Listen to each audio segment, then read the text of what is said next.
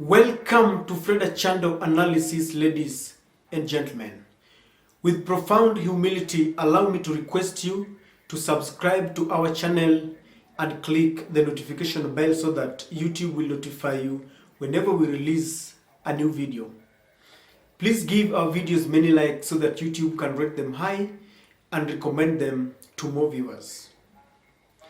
Raila Odinga is gaining more friends, and old allies are regrouping together against what they say is the return of Nyayo era in Kenya.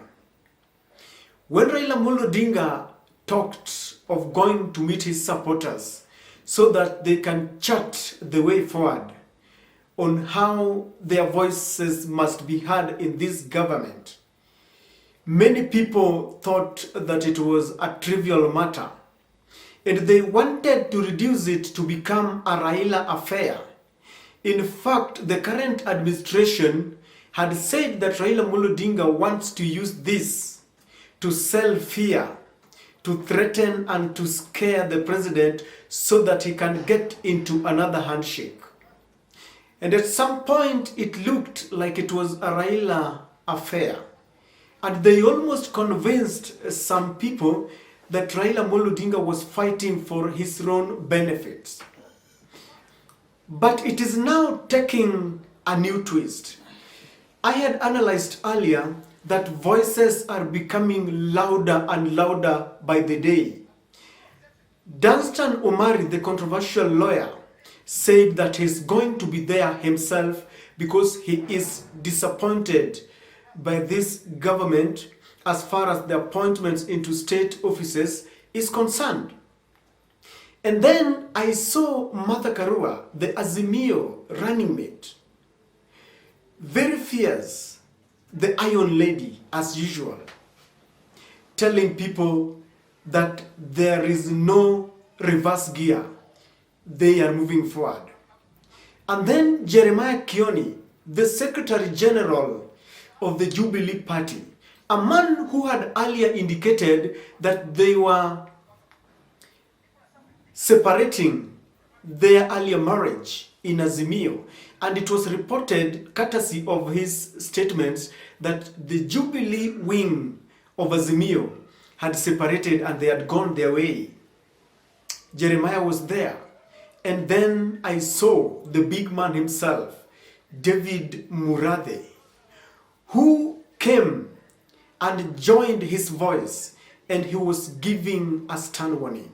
He said that we cannot sit back and watch Kenya going back to the Nyayo era. Does David say something here?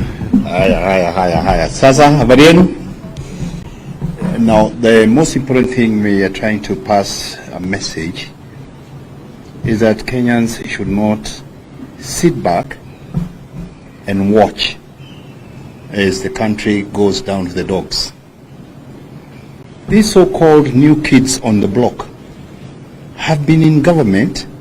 There's nothing new. In fact, they're just reinstating those old bad days, and we are cautioning Kenyans and alerting them that the era of dictatorship is back with us, and that Kenyans should not sit back and allow these people that comfort of thinking that they can subdue all of us. We will not let that happen, and we are going to engage them because that is what is right for this country. Asanteni sana. Ladies and gentlemen, the administration is slowly losing this battle.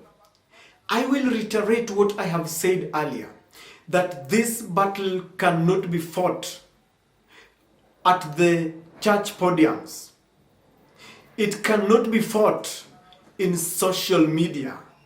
This is a matter that must be confronted because it looks like there are millions of Kenyans who want the government to sit on a table or do the right thing. Issues that are on the table, among others, are issues of inclusivity that is really eluding this government.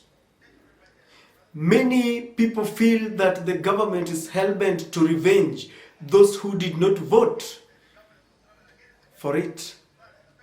And then there's a question that is very delicately begging, that if you point your fingers to state officers who did not vote for you, if you point your guns to those who you think did not give their support, maybe the 4 dissenting commissioners like Cherera and the team, maybe Fred Matiang'i or George Kinoti, then the 7 million Kenyans who did not vote for you should be our red lot. Why? Because you are simply telling them that they do not deserve your services. The fact that they pay taxes notwithstanding. And this is a delicate matter that our beloved President William Samoei Ruto and his deputy Rigathi Gachagua must now look into very dearly. There is a compelling request from many experts that William Samoei Ruto and Rigathi Gachagua must now accept to sit on a round table with the opposition. Not to form a coalition government where they are going to divide part of the leadership to the opposition. No. This meeting is going to chart a way forward on how Kenyans must get equitable resources. I have asked this question before. Should Raila Amolo Odinga sit back and watch? Should he go back to his current home or to Bondo or Poda Farm and just watch things get messy? Because I believe, in my considered opinion, that Raila Amolo Odinga is rich. Raila has got everything. He can retire home and decide to retreat quietly and watch everything deteriorate. The democracy that he fought very hard to expand, freedom of speech, freedom of association, will soon be buried into a pit and be forgotten, and he can decide to let it be. But then when you come to think of it, that Raila Amolo Odinga and Martha Karua, together with people like Murathe and Jeremiah Kioni, fought so hard, and there are people who stood by their side.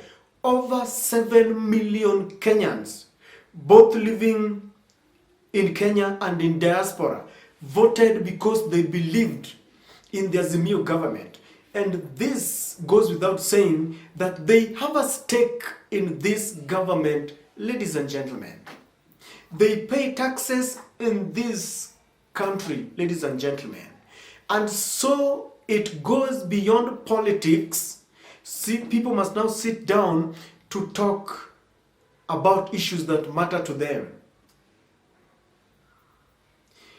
For the government to try and insinuate that Raila Amolo Odinga is looking for a handshake, a friend of mine was saying, then why not? If that is the case, why not? And he was asking that what is wrong if Raila Amolo Odinga,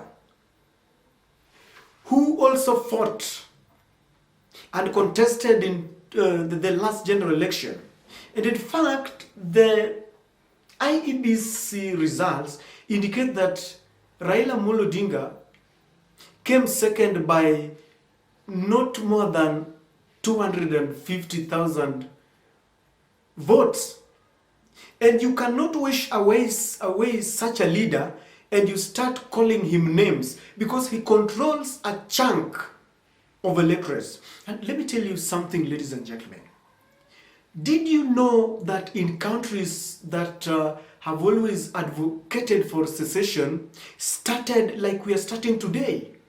And I have had undertones, people who are saying that if this government does not feel that we are part of it, then we can decide to secede. Over 7 million people who voted for Raila. Then we have our own leader, we pay our own taxes, and we chart our own path. But Raila Amolo Odinga has been on record saying that he does not want Kenya to go the Somalia way. And many a times, as a statesman, Raila Amolo Odinga has always come out when the idea is unpopular. When his supporters does not want him to retreat, he has always gone and shaken hands with a person he believes stole his votes. He did this with the former government, Nyayo. Nyayo detained Raila Amolo Odinga for a period of 9 years. But Raila Amolo Odinga worked with him. Kibaki stole his votes in broad daylight, and people fought on the streets contesting election results. But Raila Amolo Odinga had a handshake and became a prime minister. Raila Amolo Odinga is very magnanimous. He embraces those who people would think are his enemies. And these are traits that a leader must have. When Uhuru Kenyatta took away his victory twice, in 2013 and in 2017, he agreed to work with Uhuru Kenyatta. Not because of personal gains, but because of his people. And I know when you accept to shake hands with your enemy, there are benefits automatically that will come your way. But everyone understands that courtesy of the last handshake, there were developments in Nyanza. Because our government has always been structured in a way that when someone is in power, they neglect those who did not vote for them. And so, courtesy of that handshake, I saw development programs being expanded to Kisumu. And if there is one thing that I will always support with my heart, is the peace that we enjoyed courtesy of that handshake. And so, if there should be another handshake, it is one that we will always embrace. Why? Because we want peace. Number 2, it will help heal this nation. Number 3, it will help investors come, because when we are enjoying tranquility and peace in our country, this will attract investors into the country. And let me tell you, even the government will have a conducive environment to implement their agenda, their promises that they gave to people. If people start going to the street today, William Ruto and Rigathi Gachagua will be engaging in running battles, the police and all that, and they will be spending midnight oil thinking of what to say in churches on Sundays about Raila Amolo Odinga. How I wish that they understand that when you have a peaceful environment, it is you who will benefit. It is the government of the day that will benefit, because it will give them time to reduce the skyrocketing prices of commodities. It will give them time to engage with all the stakeholders what will happen in case we want to import GMO materials. Ladies and gentlemen, let us not trivialize this issue. Let us have our leaders sitting down and discussing matters as gentlemen. This is the reason why Uhuru Muigai Kenyatta is in Congo trying to, sit people down and talk about peace. We are here to preach nothing but peace, because the office of the president, as I've always said, is a symbol of national unity. And I want to repeat again that President William Ruto has got a golden chance to use this chance to unite Kenyans. My friend says this, and I want to finish with that if President Ruto wins and succeeds, all of us will win. And if President William Ruto loses, we lose.